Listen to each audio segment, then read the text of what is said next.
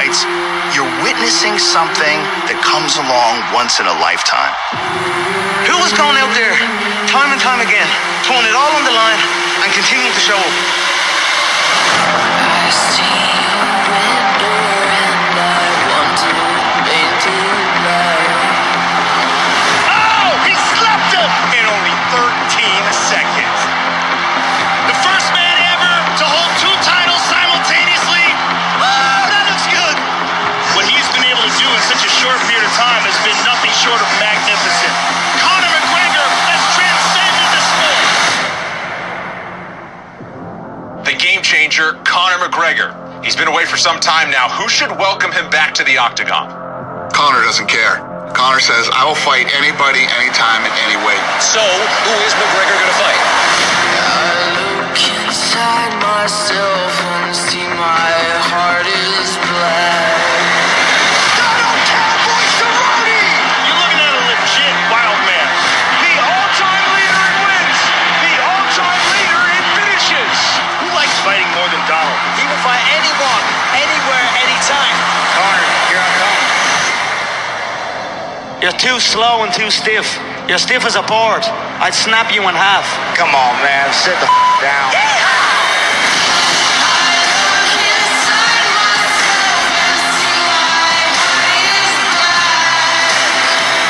Conor McGregor is the most popular fighter in the history of the sport.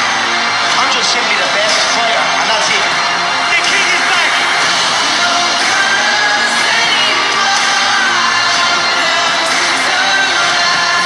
Most wins in UFC history and most finishes in UFC history.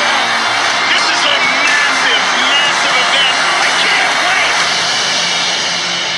Take the game back under control.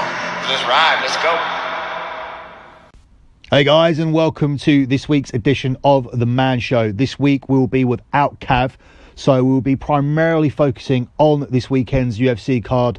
We'll be touching on the NFL, and we'll be doing a little bit on the WWE Royal Rumble. We're going to start, of course, by looking at the UFC card this weekend, and of course primarily focusing on the main events. This is a vital main event, not only for the fighters. It's the big fight that Donald Cerrone has been waiting for. It's Conor McGregor's comeback after 15 months out after a humiliating defeat by Khabib.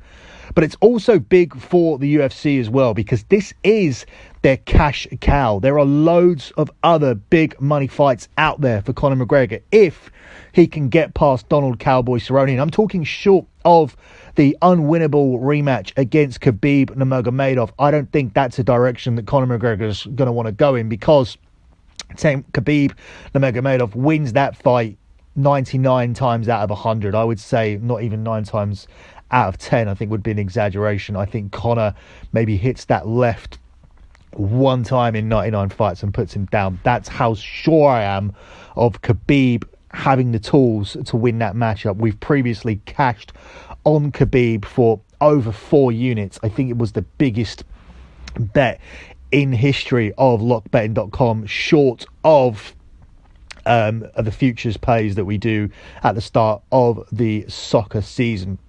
So let's have a look at this matchup and how these two fare.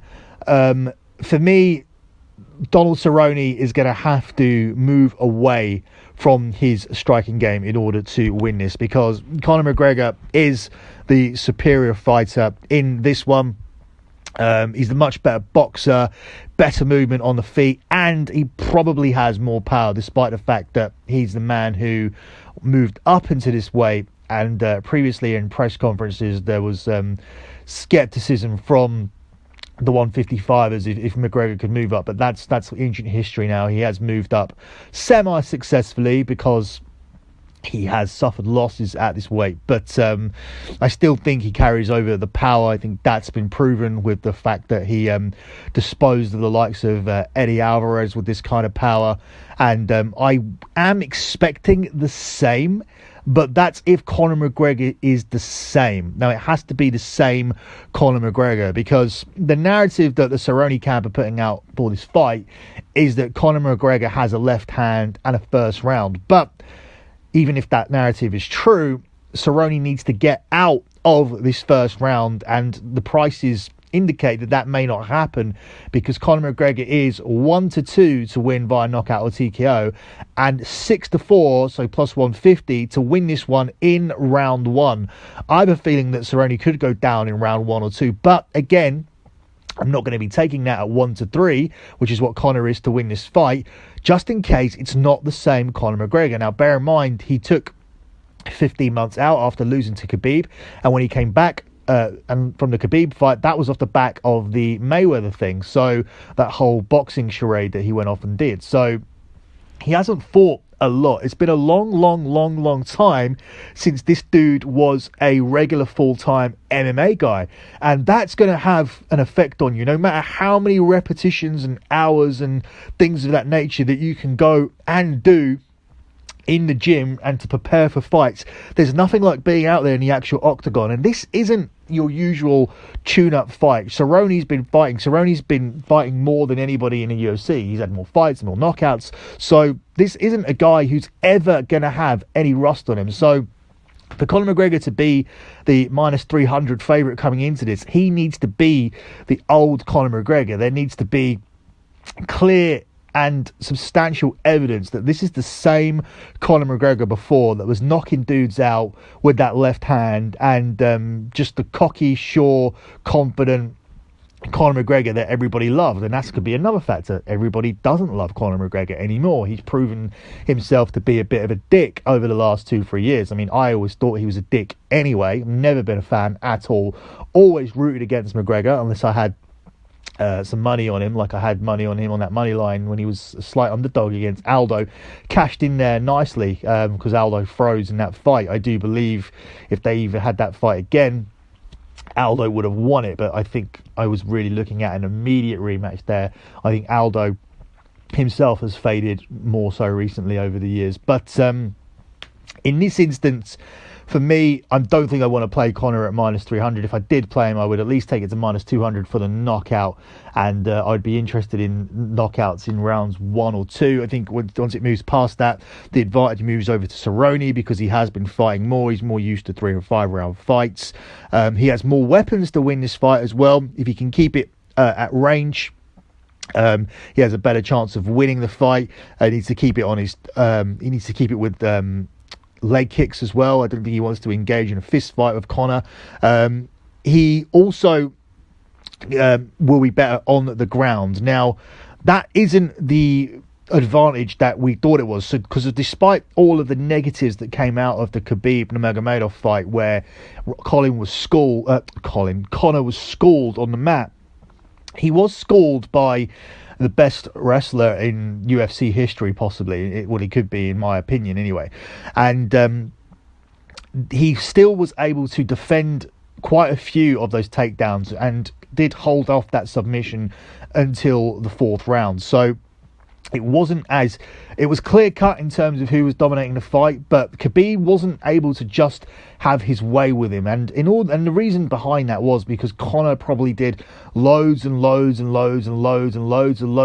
hours of wrestling in order to defend that, because that was the way Khabib was going to win the fight. But you can't just cram in hours and hours of wrestling and be able to get in there with Khabib Nurmagomedov. Now, would that hours of wrestling in the bank, because it's not going to be something that fell out of his head all of a sudden. It would probably just need a nice touch up on this camp. I think that wrestling would be substantial enough, all those hours in the bank, to survive the onslaught of Cowboy Cerrone if he can get him down to the ground and he chooses to go down that route, which I think would be advisable, because even though Conor will be able to defend it, he would still be taking rounds on the cards here at this juncture. And while I don't expect it to go to the scorecards, I think Cowboy's strategy would be best suited to do that. If Cowboy can mix wrestling and he can lock up a submission in any round, or even take it to the championship rounds, he will find a way to win this, which again proves that there isn't really any value in the minus 300 on Conor, because Cowboy can survive what Conor throws, because even though I don't agree that he's 1 round of the left hand, I do think he's 2 rounds of the left hand. So it's not a million miles off. It's not that insulting when you look at Conor McGregor's history, because the final 3 rounds will certainly favour Cowboy, and if he can get past rounds 1 and 2, and then he can implement the wrestling and look for submissions and then use his superior cardio, he will be able to win this fight. He's not as durable as he used to be. So I don't think he'll actually will go down to the judges. I think this fight is probably 2 years too late for Cowboy.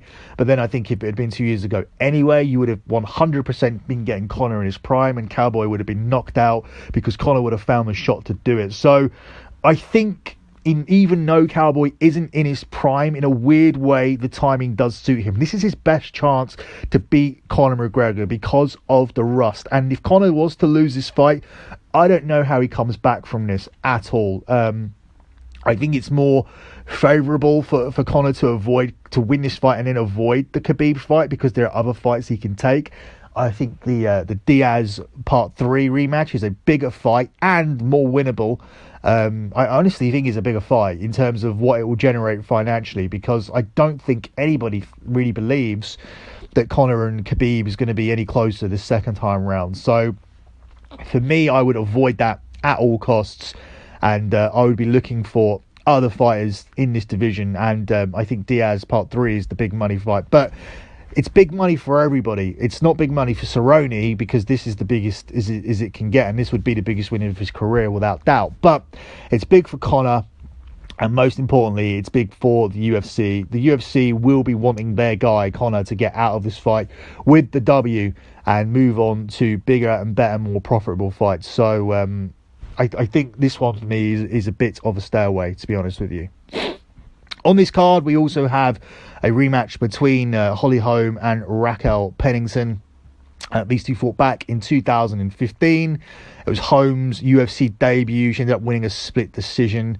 I don't know how much has changed here, really. I mean, Holmes since then has obviously gone and had that massive victory over Ronda Rousey, but her career has kind of gone downhill since then. But I still think that she's still obviously going to be the best boxer on the division. So when it comes down to stand up and kickboxing, I don't think anybody is in Holly Holm's level, other than maybe if you're talking about I don't know, actually.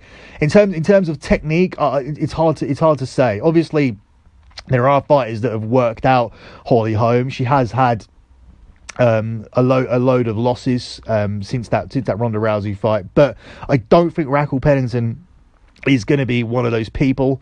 Holmes is levels above Pennington in the striking department. Holly Holm will get the job done here, I think, in a 15-minute striking battle.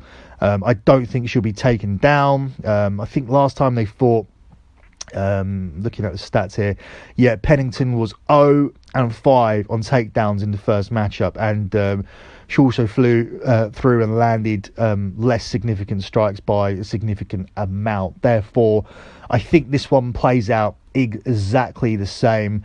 I don't see anything here other than Holly Holm winning this fight on points. So that's going to be my pick here in this one. And I'm looking here on the odds checker site in terms of what's the best possible price that you can find on that, because obviously Holly Holm to win, you can take that at just short of minus 120. In fact, I'm seeing it at 8-11 best price, so she is a slight favourite going into this. But for me, I don't see Holly Holm stopping her here at all. I just don't see that being the case. I think this one is going to be a fight that basically stays on the feet, with Holly Holmes basically jabbing it out at range. And I think points is the real way to go here. But I mean, I saw earlier that you could pick this up at around about 6-4. So I'm just going to double check that for you guys now. Holly Holm, Raquel Pennington. Yeah, best price on Holly Holm to win regularly is 8-11. And the method of victory, actually you can get that at you can only get that at around about 6-5. So the 6-4 is gone. Well, reason I just took a little bit of time to check that is because previously I've obviously put out stuff here, and people get a little bit pissy when the podcast comes out and the price isn't there. So I'm giving you the price as close to the day as I can. I'm recording this at 2 p.m. UK time on Friday afternoon. So that's going to be, do the time differences here, 9 a.m. In America. and it depends where you are. If you're on the West Coast, it's going to be 6 a.m. So these prices are correct as of that time, and the line is moved here for Holly Holm being a 6-4 favourite to take this on points decision to now being 6-5. So we're 100% accurate here on that as we record this show. Moving on to the next fight we're gonna look at here on this card. We're not going to look at too many. Obviously, if you want the full picks and the official picks, then head over to my website lockbetting.com. We're just going to look at a few others. Alexa Grasso versus Claudia Gadelha, which is an absolute toss-up. For me, I don't have a strong opinion as to really who wins this. I think Claudia Gadelha is going to be a lot stronger in the early rounds. Is going to be trying to stop this, look for a submission and whatnot. But I think the later rounds will favour Alexa Grasso. I do think it goes to the later rounds. Like most women's fights, it goes to points. It's 1-2 to go to distance, and it probably will go to distance. In fact, I would be looking at parlaying the Holly Holm fight and this Claudia Gadelha fight. So Pennington Holm and Grasso Gadelha both to go to distance, and you can parlay that together for a pretty sweet return. The last fight I'm going to look at individually is going to be the Anthony Pettis fight. He fights against Diego Ferreira. Now, obviously, we all saw Pettis knock out Wonder Boy. I think that was just really a rare blast from the past. I think Pettis is a fading fighter. I think a few years ago, this would have been more of a competitive fight. But for me, I just see Diego Ferreira grinding this one out on points. So that's 3 fights in a row that I'm going for to end up in points decision. Diego Ferreira here is the same price as Holly Holm was to win via decision. So 6-5 for Diego Ferreira as a decision. So I'm relatively certain about that one as well. For the lock from the UFC side of things, I'm going to go for Holly Holm to win her fight via decision. So no official play coming from the Conor McGregor fight. I don't think there's any value in anything there for Conor to win. Obviously, if it's the old Conor McGregor, as I said, he will find a way to win this fight inside the first couple of rounds, but there's probably a little bit of value on Donald Cerrone in this fight because he could be facing a rusty Conor McGregor, and Donald Cerrone is a great fighter who probably wants this quite a fair bit. So definitely some value in the underdog in that one.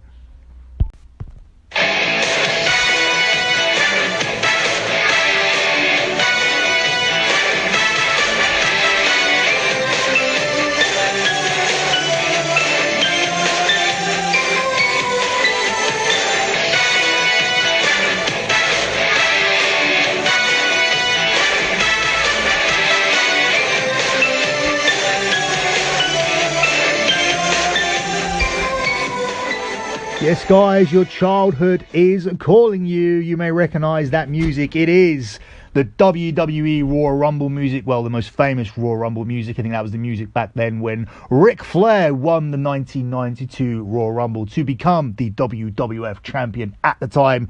And we are heading towards the Royal Rumble next weekend. I do have permission from the guys to actually cover this on here, but I'm only going to cover it briefly because if you want full Royal Rumble picks, head over to my website, lockbetting.com. Or you can even get WWE packages by going to Dirty Sheets, my Dirty Sheets website, which is dirtysheets.net, or the dirtysheets.com. I have both of them, but dirtysheets.net, I would say, the easiest one to go to. I'm not going to preview the matches on this card. Haven't had many announced, really. Roman Reigns is competing in both the Royal Rumble and in a match. He takes on Baron Corbin. That will be on the card.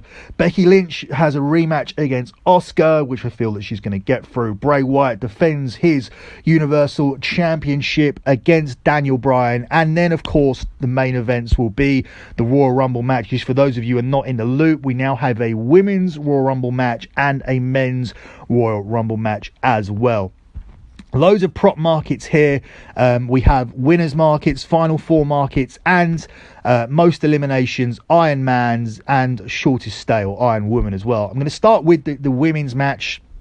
Shayna Baszler, who was available when this market opened at evens, has now been backed into 1-2.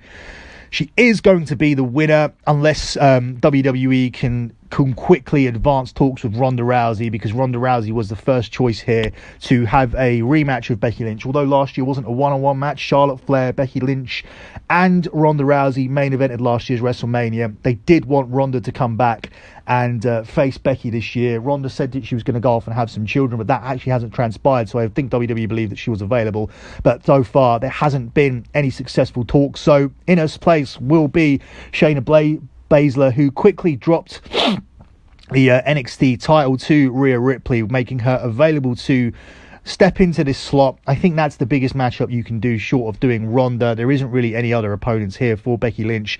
The biggest match, I guess, prior to this was the Oscar rematch, because she legit does have a losing record to her, and that match will be taking place at the Royal Rumble, where I do believe Becky will get her win back. Could be worth parlaying Becky with Baszler here at the 1-2 price, because Baszler probably will be winning this Royal Rumble. In fact, I'm certain that she is, so I'd probably be recommending a bet on that. As for the rest of it, I think the Iron Woman bet has to go to Charlotte here at 3-1. I think that's what she'll be given to compensate for the fact that she won't really be involved in a high-profile match in the women's division this year. It's interesting to see who Bayley will face on the other end of things, on the SmackDown things, because there isn't really any opponents for her. I wouldn't be surprised to see Lacey Evans and Bayley added to this card, and Lacey Evans picking up the title, making a match between Banks and Lacey Evans here. So Banks could be an outsider to win this Royal Rumble this year. If you are really looking for more value, she's available at 10-1, and she's 3-1 to be the Iron Woman in this match. I also like Charlotte Flair for the most eliminations here at 4-1, and also like Rhea Ripley at 4-1 as well. Sasha Banks to be in the final four I like at 1-2. So there's a few things I like here in the Women's Royal Rumble. Get the official picks over at lockbetting.com. Moving on to the men's side of things, well, Roman Reigns has emerged as a clear favourite at even money, and that's because we are most likely going to be seeing Roman Reigns against The Fiend taking place at WrestleMania. Whether it happens via a Royal Rumble win, I'm not 100% sure, but it's difficult for me to see a Raw winner, especially with the addition of Brock Lesnar into the Royal Rumble match. And the belief is that the Raw opponent will be determined by whoever eliminates Brock Lesnar. That's not official, but Brock Lesnar, for some reason, has entered this match, not only due to lack of opponents, because the company failed to build up any credible stars to challenge Brock Lesnar at this event, but it seems like an angle to actually build someone up. So somebody is likely to eliminate Brock Lesnar, hence starting a storyline feud, as opposed to being the official winner of the Royal Rumble, which guarantees you a title shot at your chosen belt. So I think Roman will be the SmackDown guy. He'll probably win and choose Bray Wyatt on his own brand, and the Raw feud will involve the guy who eliminated Brock Lesnar. Now, this could be a number of people, because Drew McIntyre has been booked very strongly on TV. I like him here as a 6-4 shot to finish inside the final four. Aleister Black could be another contender. He's been kept strong on TV. He's 5-1 to finish inside the final four. And another rumour is that Edge will be returning. He's 4-1 to finish inside the final four, but he's at even bigger odds to be the Iron Man here. And I like him as the Iron Man, because it will show him in a good light, and it will be a strong return. And you can get that as big as 28-1 here for him to be the Iron Man. Brock Lesnar is the favourite to be the Iron Man at 8-13. His favourite for the most eliminations at 2-1. It's because he's starting number one. I think Drew McIntyre is a good outsider for most eliminations too at 4-1. But ultimately, all things here point to Roman Reigns winning the match. And unfortunately, in my opinion, I think Cain Velasquez, the former UFC guy, could be the guy who gets the elimination on Brock. I don't want that to happen. I wasn't a fan of the Cain Velasquez-Brock match the first time round. It was poor. I'm no interested in seeing a rematch. I don't think Cain's right for the WWE. Just because you do the UFC doesn't make you right for a WWE transition. It did work with Ronda. It would work with Conor McGregor. It would work with John Jones. I don't think Cain Velasquez has the personality to transfer over, and I definitely don't want to see another match between Brock Lesnar and Cain Velasquez at WrestleMania. But I do believe Wyatt versus Reigns and Velasquez versus Lesnar could be the direction that we go in after the conclusion of the Royal Rumble. But as I said, more information will be passed on to me, and I'll be able to give you some insider picks over at my website. You need to sign up though at lockbetting.com, or you can go to my other Patreon page and get these picks for slightly cheaper. There is a combat pack over there if you just want MMA and WWE stuff, but that is all you'll get, and it's $40. And you head over to dirtysheets.net. That's dirtysheets.net. We close out with my NFL thoughts. It's difficult for me to do the NFL this week because I can't really be neutral here. I'm a Green Bay Packers fan. I have tickets on us to win the Super Bowl, tickets for us to win the NFC. So for me, I'm desperately pulling for Green Bay to win. As a professional bettor, I would think Rodgers is able to keep this one within 7.5 points. I would say the same for the Titans. Andy Reid actually has a crazy record against the Titans. They're the only team he hasn't beaten twice, with a 1-8 record against them. But I'm not really a believer in all these like numbers and statistical trends, because you really have to take each situation as it is. I think the Titans-Chiefs game will be won by the team that gets out in front. I do think Kansas City Chiefs have a better chance of pulling back the lead, but I think you're going to see a lot more of Henry running the ball up if they're in front, whereas instead if they're chasing this game, I think Kansas City Chiefs easily win this game by the 7.5 that's been posted, probably win this by double digits. It's important for Tennessee to get their run game going early and challenge the Chiefs with it and get in front, because if they're chasing the Chiefs, this is going to be a blowout and people will be wondering how the hell Tennessee even got there, even though we've seen evidence of how they got there. In the other game, I think it's really big for Rodgers. Obviously, I'm going to say this, but I just have the feeling with the whole San Francisco 49ers not drafting him, with him being a California boy, coming back and haunting them. It's got that story. Also, the Chiefs-Packers was the matchup at Super Bowl 1, so we get the rematch at Super Bowl 100. There's a lot of factors here, a lot of novelty factors, which obviously isn't something that you want to be betting on, because novelty is certainly not one of the top reasons that I would give to bet on something. There was a teaser that I saw by the girl that actually works for the SGP, and I can't even claim it was my own, because it pretty much was the best bet that I saw out this weekend. She took the Chiefs down to a half point and extended the Packers up to 14.5. That's a great bet, and I'm not doing her a good service here by not remembering her name, but I know that it's a girl that the SGP have on board, and they post out her video pics every week. And this week she already landed LSU -5. We of course landed LSU -4 as well here on my service, lockbetting.com. Went against everybody backing Clemson, or an unbelievable run at the moment with tennis and in the NBA. Really, really good month of January. It's a great time to sign up for lockbetting.com in time for these NFL picks, in time for the UFC card, and of course WWE Royal Rumble that we've already covered. So we got through a lot of shit here today on the fight show. And don't forget, head over to mybookie.ag to get yourself that $1,000 bonus. So use the promo code SGP and get yourself the $1,000 bonus. For those listening on the Dirty Sheets, this is a double up show this week. I'm not doing a separate edition of the Man Show, so I think there's enough Man Show type content here for you guys to keep you going this week, with Cav being away. So that's it from me. That's it for this edition of the Man Show / Fight Show. Good luck with all of your bets as always, and thanks for listening, guys.